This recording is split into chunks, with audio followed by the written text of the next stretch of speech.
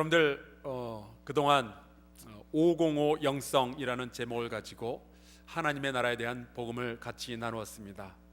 이제는 제가 특별히 설명을 따로 안 드려도 505가 어디서 나온 숫자인지 아시겠죠? 이 자신 없는 목소리는 뭔가요? 8.15 빼기 3.1은 5.05.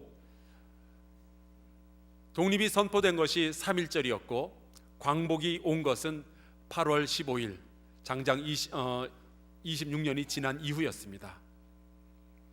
그 중간을 살아갔던 많은 독립투사들의 마음, 그것을 우리가 하나님 나라를 기다리는 사람들의 마음에 빗대어서 5.05라는 단어를 씁니다. 2000년 전에 예수께서 하나님의 나라를 선포하시고 그러나 아직 그 나라는 완성되지 아니하였기에 그 중간의 시대를 살아가는 우리는 독립을 기다렸던 그 많은 독립투사들의 마음처럼 하나님께서 오실 그날, 예수께서 하나님의 나라를 완성시킬 그 날을 기다리며 살아가야 할 줄로 믿습니다. 그래서 우리가 5.05라는 숫자를 이용해서 그 중간의 시대를 살아가는 우리의 영성을 상징해 보았습니다. 오늘은 이 505의 영성을 가진 분들 가운데서 신석구 목사라는 분을 소개해 드리는 것으로 설교를 열까 합니다. 이분은 3.1 만세 운동 당시 독립선언서에 서명을 했던 33인 민족 대표 중 한 사람입니다. 충북 청주 출생입니다. 여러분들 가운데 청주 출생 계십니까? 그런데 이분에 대해서 조사를 하다 보니까 이분하고 저하고 이런저런 부분에서 많이 연관이 있었습니다. 먼저 이분은 세례를 받은 후에 서울의 협성신학교를 졸업한 뒤 감리교 목사가 되었습니다. 협성신학교는 지금 서대문에 있는 감리교 신학대학입니다. 그러니까 저에게 있어서는 신학교 선배가 됩니다. 또 이분은 목사 안수를 받은 후 강원도 홍천에서 목회를 합니다. 그가 일본 강점기 당시 목회하였던 교회가 홍천 감리교회인데 바로 저희 아버지께서 20여 년 전 목회하셨던 바로 그 교회입니다. 나중에 신석구 목사님은 강원도 철원에서도 목회를 하십니다. 철원은 제가 유치원을 다녔던 곳입니다. 3, 4단 백골부대에서 세운 유치원, 그 유치원의 이름이 백골 유치원이었는데 제가 그 유치원을 다녔습니다. 그때 매일같이 불렀던 노래 아직도 기억합니다. 백골 유치원, 백골 유치원, 착하고 귀여운 아이들의 꽃동산. 그리고 그 꽃동산에 들어가는 입구에는 커다란 백골 마크가 있었습니다. 이분이 1919년 3월 1일 만세 운동을 준비하는 모임에 가담하게 됩니다. 처음부터 손병희와 함께 이 모임에 참여한 것은 아니었지만 민족 대표로서 서명을 하기 이틀 전에 초대를 받았고 기도 후에 그리하기로 약속을 합니다. 그때 주위에서 신석구 목사를 말렸습니다. 목사님, 독립을 선포하기에는 아직 시기상조입니다. 그때 이 신석구 목사는 이렇게 대답합니다. 나는 독립을 거두러 가는 것이 아니고 심으러 갑니다. 그리고 그는 3월 1일 종로에 있는 태화관에서 다른 32명의 민족 대표와 함께 독립선언을 합니다. 지금은 태화관이 아니라 현재는 태화 빌딩이 그 자리에 들어섰고요.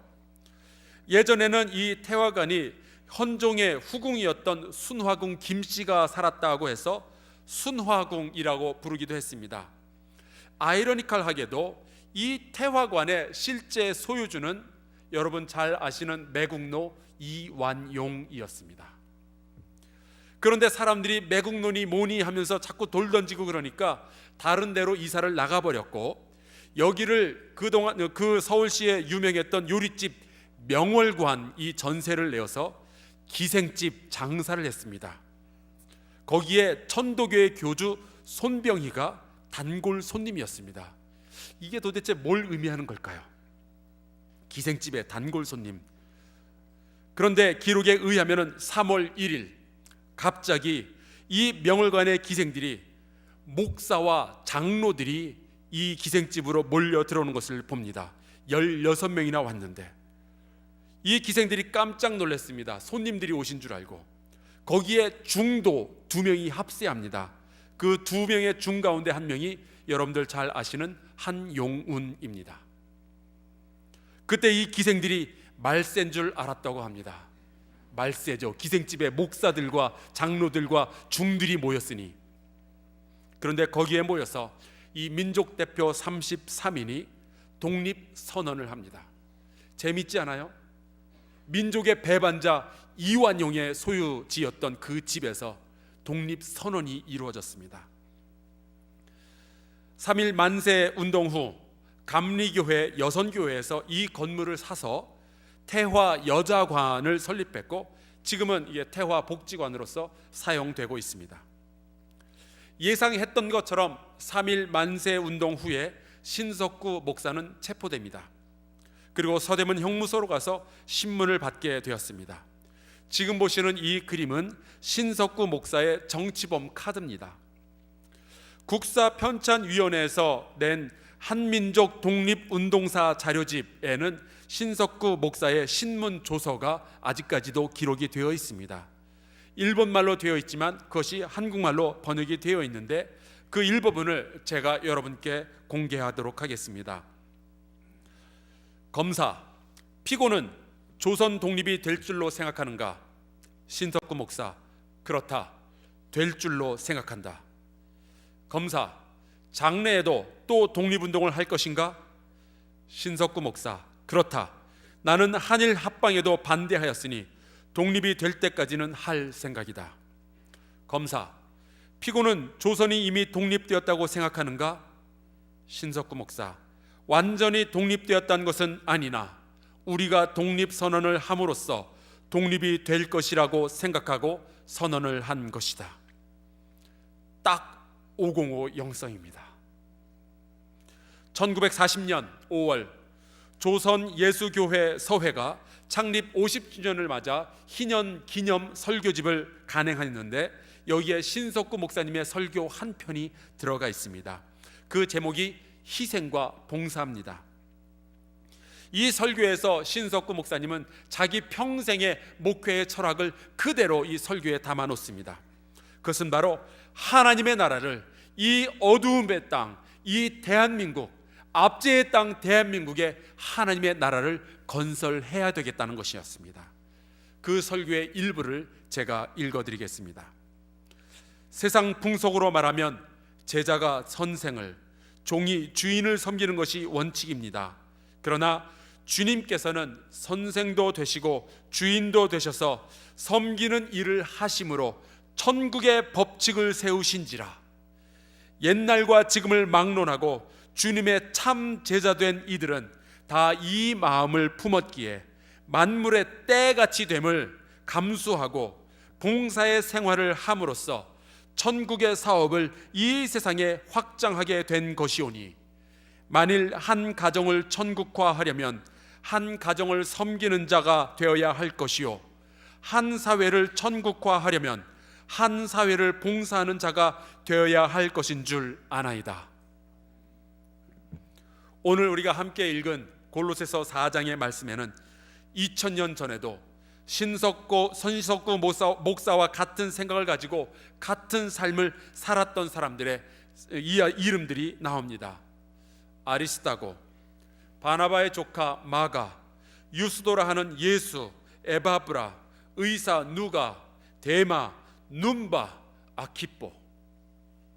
이들은 하나님의 나라 복음을 받아들였고 그 하나님의 나라가 이미 임하였다는 것을 믿었고 그 완성을 위하여 자기의 인생, 자기의 생명, 자기의 전 재산을 걸었던 사람들입니다. 골로새서는 여러분들 아시다시피 사도 바울이 썼습니다. 그런데 이 바울을 골로새로 전달해 준 사람은 두기고와 오네시모입니다.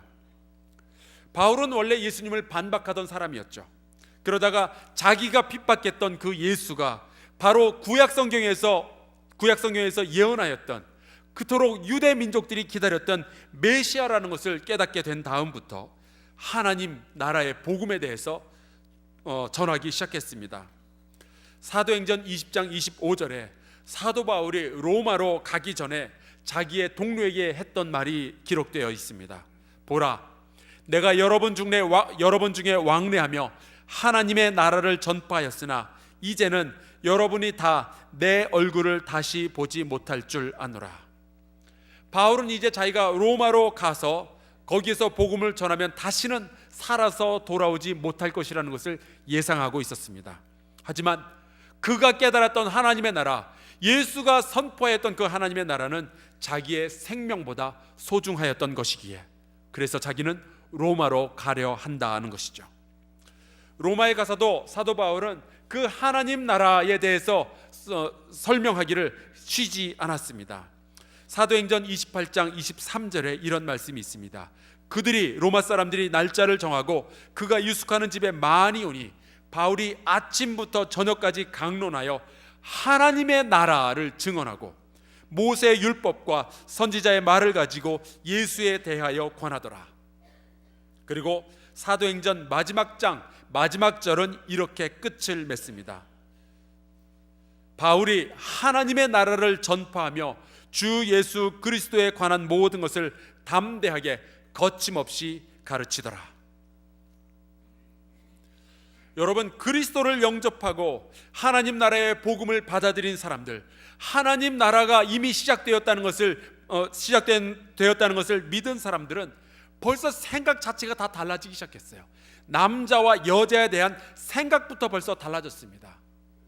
요즘 사회에서도요, 21세기에 들어왔는데도 아직까지도 남녀에 대한 차별이 있고, 아직까지도 남자가 여자를 비하하고 여자가 남자를 비하하는 그러한 문화는 어디서든지 볼 수가 있습니다. 제가 최근에 들었던 농담 가운데서도 그런 것을 발견할 수 있었어요. 한번 들어보세요. 어느 날 한 레스토랑에서 남자와 여자가 맞선을 보게 되었습니다. 스피커에서는 그 비발디의 사계라는 음악이 잔잔하게 흘러나오고 이 남자와 여자는 돈가스를 시켜서 둘이서 먹습니다. 말없이 먹다가 이 너무나도 어색한 분위기를 깨보겠다고 남자가 먼저 말을 건넵니다. 저기요, 혹시 이 곡이 무슨 곡인지 아십니까? 그랬더니 여자가 가만히 생각을 해보다가 돼지고기 아닌가요? 라고 대답을 했습니다. 이 농담에서 벌써 여자를 비아냥거리는 그러한 투가 나오죠. 물론 남자와 여자가 바뀐 농담도 똑같이 돌아다니고 있는 것을 제가 확인했습니다. 여러분, 2000년 전 그리스와 로마 시대에서는 여성은 열등한 존재였습니다. 아리스토텔레스, 여러분들 잘 아시는 철학자 아리스토텔레스는 그의 정치학이라는 글에서 이렇게 가르쳤어요. 남자는 우월하고 여성은 열등하며 남자는 다스리고 여자는 복종해야 하는 존재다. 동의하십니까? 로마 시대에는 대체적으로 여성을 이렇게 정의했습니다. 엄마의 뱃속에서 남자가 되는 일에 실패한 존재. 그것이 여자의 정의였습니다. 그러니까 여자는 태어나면서부터 실패한 인생인 거예요. 그런데 2000년 전 로마 시대에 기독교인들은 그리스도가 왕이 되는 하나님의 나라에서는 그러한 모든 차별이 있을 수가 없고 남자와 여자는 평등하다라는 이야기를 하기 시작한 거예요. 있을 수가 없는 이야기들을 이들은 받아들였고 그것을 가르치기 시작했습니다. 그뿐만이 아니었어요. 그리스도와 로마 시대에는 노예와 자유인의 신분의 차이가 분명하게 있었습니다. 그런데 이 하나님 나라의 복음을 받아들인 사람들은 새로운 말을 하기 시작했어요. 그리스도 예수 안에서는 자유인도 노예의 구별조차도 다 사라졌다는 거예요. 그들은 서로를, 자유인이 노예를, 노예가 자유인을 형제라고 불렀고 자매라고 부르기 시작했습니다. 오늘 우리가 같이 읽은 이 골로새서를 전했던 오네시모라는 사람은 원래 빌레몬이라는 사람의 노예였습니다. 그런데 그는 노예였지만 주인인 이 빌레몬과 더불어서 하나님의 나라를 전하는 사람이 되었어요. 그리고 이 사람은 나중에 에베소 교회의 지도자가 되었습니다. 기독교인들은 노예가 자기 교회의 지도자가 되는 것에 대해서 전혀 거리낌이 없었어요. 왜냐? 로마 사회가 아니라 하나님의 나라의 백성으로서 살기를 원했기 때문입니다. 기독교인들은 그런 사회적 신분 같은 거에 연연하지 않았습니다. 오늘 우리가 같이 읽은 말씀 10절에는 아리스다고라는 사람이 나옵니다. 이 사람은 마케도니아 사람입니다. 유럽인이죠. 어쩌면 노란 머리에 파란 눈을 가졌을지 모르겠습니다. 이방인이에요. 그런데 이 사람은 사도행전에 딱 3번 나옵니다. 19장과 20장에 보면은 바울과 함께 에베소에 갔다가 거기서 복음을 전하다가 에베소 사람들한테 붙잡혀가지고 연극장으로 끌려 들어가서 거기서 맞아 죽을 뻔합니다. 또 27장에 보면은 바울이 죄수로 붙잡혀서 로마로 압송이 되는데 이 백부장과 함께 배에 올라탔다가 광풍을 만나게 되죠. 그래서 그 배가 파선을 하고 거의 죽을 지경에 이르렀다가 섬에 이르게 되는데 거기에서 이 사도 바울과 함께 고난을 당했던 사람이 바로 이 아리스다고입니다. 이 사람은 예수님의 제자도 아니었고 바울과 같은 사도도 아니었고 스데반이나 빌립과 같은 집사도 아니었고 디모데와 같은 목사도 아니었습니다. 기적을 행한 일도 없고 설교를 한 적도 없어요. 그냥 평범한 평신도였습니다. 그러나 하나님의 나라의 복음을 전하는 바울이 고난당하는 그 자리에는 이 사람이 항상 같이 있었습니다. 바울이 고난당할 때 그의 위로가 되었던 사람이 바로 이 아리스다고입니다. 기독교인들에게는 부자와 가난한 자의 차별도 사라졌습니다. 그들은 원수 갚는 일도 하지 아니하였고 자기를 핍박하는 자들을 위해서 기도하였습니다. 한마디로 다른 세상 사람들이었어요.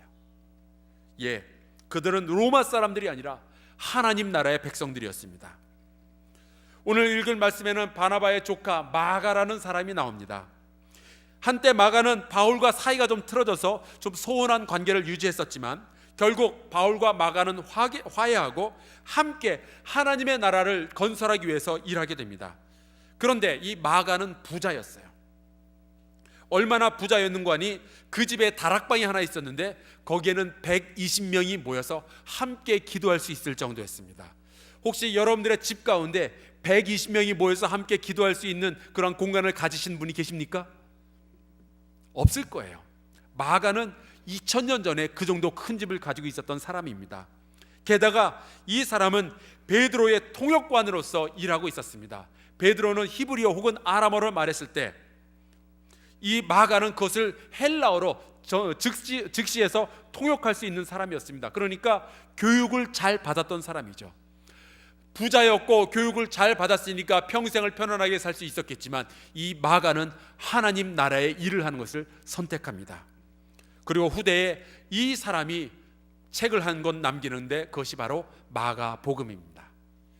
마가복음에서는 이 마가가 하나님의 나라라는 말을 12번이나 사용을 하고 그 중에 가장 처음 나오는 말씀이 바로 예수께서 공생애를 시작하시면서 가장 처음 하셨던 설교 말씀입니다. 그것이 1장 15절 말씀이에요.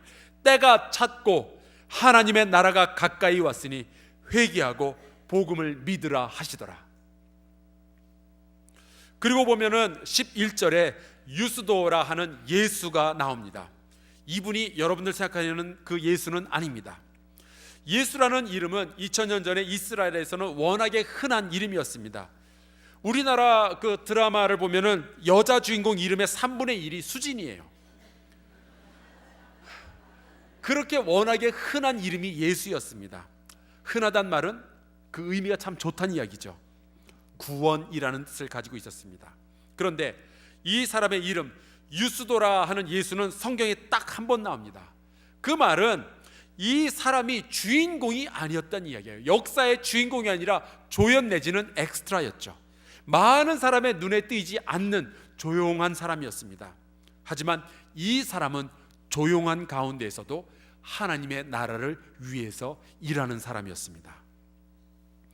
오늘 같이 읽은 말씀 12절에는 에바브라가 나옵니다. 이 사람은 빌레몬서에 보면은 사도 바울과 함께 옥의 감옥에 갇혔던 사람이었어요. 이가 어떤 활약을 했는지 성경에는 자세히 나오지는 않습니다. 하지만 분명한 것이 있는데 이 사람은 기도의 사람이었습니다.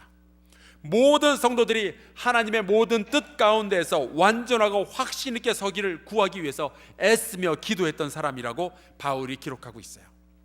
하나님의 나라를 완성해 가는 데는 이렇게 기도의 사람들이 필요하죠.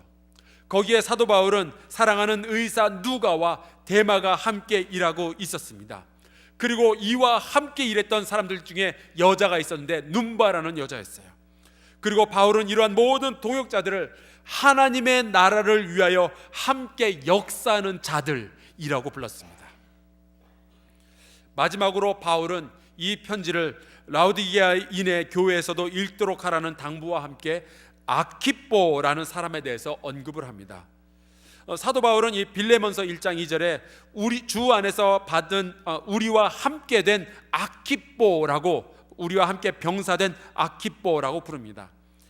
이 아키뽀라는 사람에게 골로새서에서 이 바울이 전하라라고 했던 말이 있는데 바로 이겁니다. 주 안에서 받은 직분을 삼가 이루라고 하라. 이 사람은 주님 안에서 직분을 받았어요. 이 아키뽀는 노예였는지 의사였는지 부자였는지 유럽인이었는지 아프리카 사람이었는지 이름만 듣고서는 아키뽀, 아프리카 사람 같기도 해요. 이방인이었는지 분명하지 않습니다. 하지만 그가 주님 안에서 받은 직분은 분명히 영광스러운 하나님의 나라를 완성해가는 바로 그것이었습니다. 바울이 아키뽀에게 던졌던 그 도전은 오늘날 주님께서 우리에게 주시는 도전이기도 합니다. 주 안에서 받은 직분을 삼가 이루라.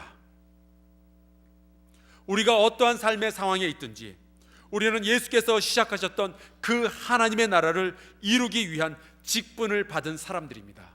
여러분이 처음에 하나님으로부터 부르심을 받았을 때에, 처음으로 신앙을 받아들였을 때에, 세례를 처음으로 받았을 바로 그때에 여러분 모두는 하나님으로부터 부르심, 그 직분을 받았습니다.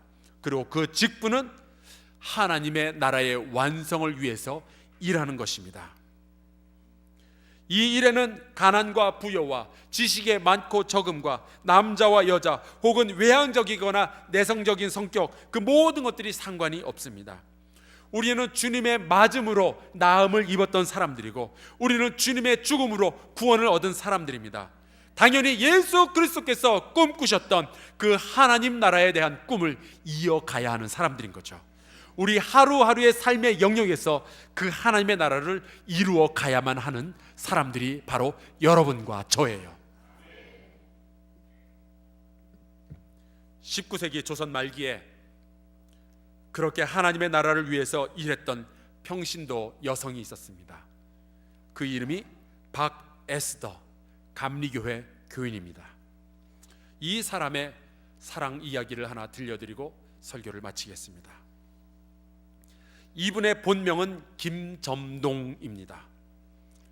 감리교 선교사였던 스크랜턴 부인이 이화 학당을 시작합니다. 아마 여러분들 가운데서도 이화여대에서 공부하신 분들이 계시겠는데 그 전신이 이화 학당이죠.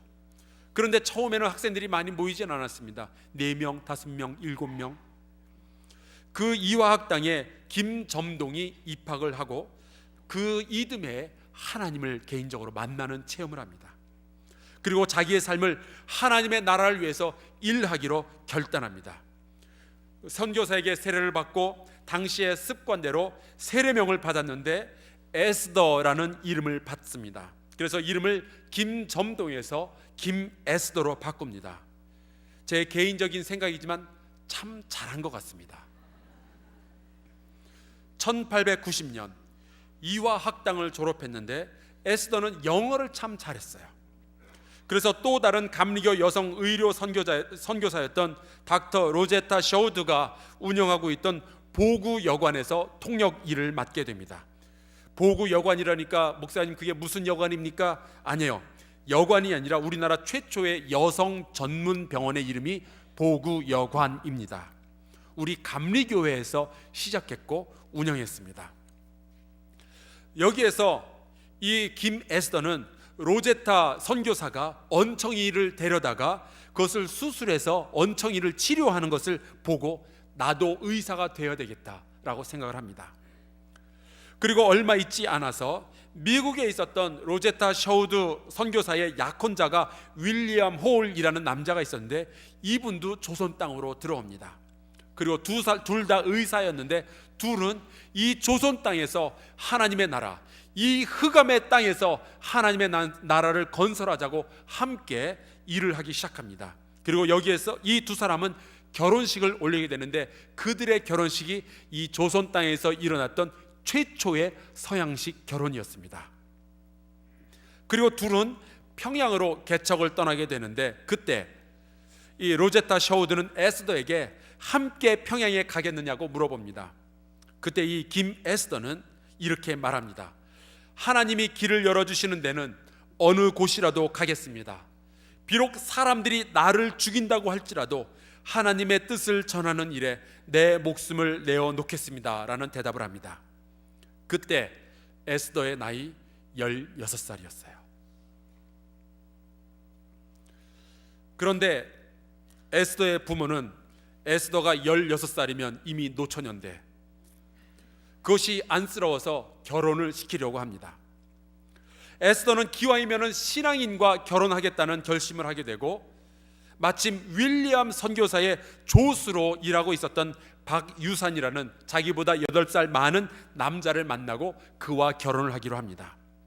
사실 박유산이라는 남자는 신분이 에스더보다 많이 낮았습니다. 그래서 처음에는 이 에스더의 부모가 반대를 했어요. 하지만 이미 하나님의 다스림을 받고 있었고 하나님 나라의 백성이 된 에스더는 확고했습니다. 그가 로제타 선교사에게 보낸 편지가 아직도 남아있는데 그 편지 가운데 이런 글이 있습니다. 만일 하나님께서 박 씨를 저의 남편으로 삼고자 하시면 지체가 높고 낮음이 무슨 소용이 있겠느냐고 어머님께 말씀드리겠습니다. 저는 부자거나 가난하거나 지체가 높고 낮음을 개의치 않습니다. 여러분, 제가 지금 읽어드린 이 편지글은요, 지금으로부터 110년 전 조선시대에 복음을 받아들였던 한 소녀가 쓴 글이에요.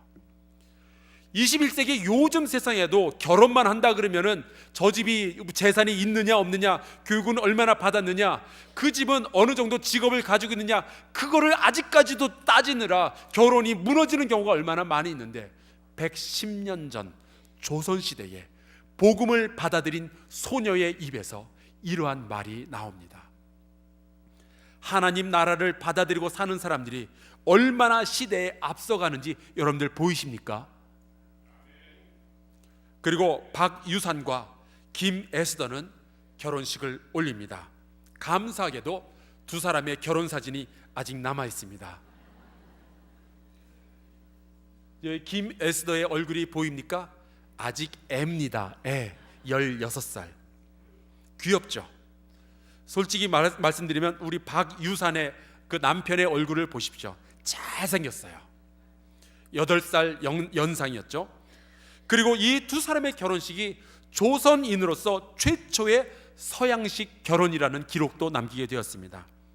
그리고 김에스더는 이름도 서양식으로 남편의 성 박씨성을 따서 박에스더로 이름을 바꾸게 됩니다. 하지만 슬픔이 다가왔습니다. 평양이 전쟁터가 된 거예요. 청일 전쟁이 일어났는데 이 청나라와 일본은 다른 데도 아니고 조선 땅에서 지네들끼리 전쟁을 하게 됩니다. 윌리엄 홀은 의사로 그 평양에서 일을 하고 있었는데 전쟁이 일어나니까 수많은 사람들이 다치고 역병이 불어닥치면서 굉장히 많은 사람들이 이 병원으로 오게 됩니다. 그 환자들을 치료하기에 혼자서는 너무 힘들었어요. 그리고 잠을 못 자고 치유를 하다가 과로에 결국에는 병에 걸려서 서울로 후송됩니다. 그러나 그 병으로부터 끝내 회복하지 못하고 아내의 손을 잡은 채로 숨을 거두고 맙니다. 하나님의 나라를 조선에 건설하겠다고 이 땅에 왔다가 그 꿈을 다 이루지 못하고 떠나갑니다. 지금 보시는 이 그림이 양화진에 있는 윌리엄 홀 선교사의 무덤입니다. 결국 남편을 잃은 로제타 셔우드 홀 선교사는 두 아이를 데리고 미국으로 돌아가게 됩니다. 그때 박에스더는 셔우드홀 선교사에게 자기도 서양식 의학을 배우고 그래서 이 어둠의 땅, 이 조선 땅에 아파서 죽어가는 여성들을 돌보고 싶다는 이야기를 합니다. 그래서 로제타 선교사는 박유산과 박에스더 부부를 데리고 미국으로 떠납니다. 그래서 박에스더는 한국인 최초의 여성 유학생이 됩니다. 그때 찍은 사진이 아직도 남아 있습니다. 오른쪽에 보이는 모자를 쓴 남자가 박유산 남편입니다. 여전히 잘생겼죠. 그리고 왼쪽에 이 드레스를 입은 땡땡이 드레스를 입은 분이 박에스더입니다. 그리고 가운데 앉아있는 외국인 여성이 바로 로제타 셔우드 홀 선교사고, 그 무릎에 있는 아이가 딸, 그 다음에 왼쪽에 있는 아이가 아들인데 저렇게 되어 있습니다. 1896년 박에스더는 볼티모어 여자의과대학에 최연소 입학이라는 기록을 세우며 들어가게 됩니다. 조선에서 온 소녀가 최연소 입학으로 그 의과대학에 들어간 거예요. 이 대학이 지금의 그 유명한 존스 홉킨스 의과대학입니다. 대단하죠. 그런데 조선에서 온 돈 한 푼 없는 여자가, 이 소녀가 미국에서 다른 그 의과 대학생들과 함께 경쟁하며 공부하기란 쉽지 않았습니다. 학비는 어떻게 돼요? 그때 에스더를 돕겠다고 나섰던 사람이 있었는데 바로 남편 박유산입니다. 원래 박유산도 똑똑했던 사람이라 공부에 뜻이 있었습니다. 하지만 박유산은 자기의 꿈을 접습니다. 둘이 함께 공부할 수 있는 처지도 아니었고, 만약에 둘 중 하나만 공부해야 한다면 그것은 남자인 자기가 아니라 아내인 박에스더라고 확신했습니다. 그래서 박유산은 어린 아내의 의학 공부를 위하여 낯선 이국 땅에서 닥치는 대로 일을 시작합니다. 상투를 튼 채로 미국의 농장과 식당에서 일을 하며 밤낮으로 돈을 벌었습니다. 여러분, 저는 지금 21세기가 아니라 110년 전 가부장적인 유교 사회에서 사랑하는 아내를 위해서 자기 자신을 희생하고 있는 조선 남자의 이야기를 하고 있는 거예요. 그리고 드디어 아내인 박에스더가 졸업을 하게 됩니다. 하지만 남편 박유산은 그 기쁘고 영광스러운 졸업 장면을 볼 수 없었습니다. 아내의 뒷바라지를 하기 위해 밤낮으로 일하던 남편 박유산은 결국 과로가 겹치면서 폐결핵에 걸려 아내의 졸업식을 3주 앞두고 세상을 떠나게 됩니다. 자기의 생명과 아내의 꿈을 맞바꾼 겁니다. 1900년 4월 28일, 그때 박유산의 나이 32살이었습니다. 지금 보시는 이 그림이 볼티모어에 지금도 있는 박유산의 묘비입니다. 박에스더는 여의사로서 미국에서 편하게 살 수 있었습니다. 하지만 그는 조선에 있는 흑암의 땅에서 억압을 받고 병으로 죽어가는 여성들을 살려야 한다는 결심을 내려놓을 수 없었습니다. 그래서 사랑하는 남편의 무덤을 미국에 두고 조선으로 돌아옵니다. 그리고 평양의 광해 여원에서 진료를 시작합니다. 여성을 천시했고 또 문화적으로 아무리 병이 위중해도 남자 의사에게 여성의 몸을 보여줄 수 없었던 조선 말기에 조선 땅 유일한 여의사였던 박에스더는 그 이후로 1년에 약 5천 명의 여성 환자들을 돌보는 강행군을 하기 시작합니다. 당시 조선 땅은 미신의 땅이었고 사람들은 무당에게 찾아가 부닥거리를 할지언정 여자들을 의사에게 데려간 적은 없었습니다. 박에스더는 그들에게도 하나님의 나라가 임하기를 기도하며 끊임없이 가족들을 찾아가 설득하고 그들을 치료하였고 또한 10년 동안 다른 간호사들을 가르치며 환자들을 만났습니다. 매년 5천 명의 환자들을 돌보던 그는 10년 만에 자기의 남편 박유산과 동일하게 폐결핵에 걸리게 되었고 하나님의 품에 안기게 됩니다. 그때 그녀의 나이 34살이었습니다. 오늘 4월 13일이 이분이 돌아가신 지 꼭 104년이 되는 날입니다. 하나님의 나라는 환난과 핍박의 땅 조선 땅에서도 이렇게 조금씩 박유산, 박에스더 부부와 같은 하나님의 사람들을 통해서 싹이 트기 시작했습니다.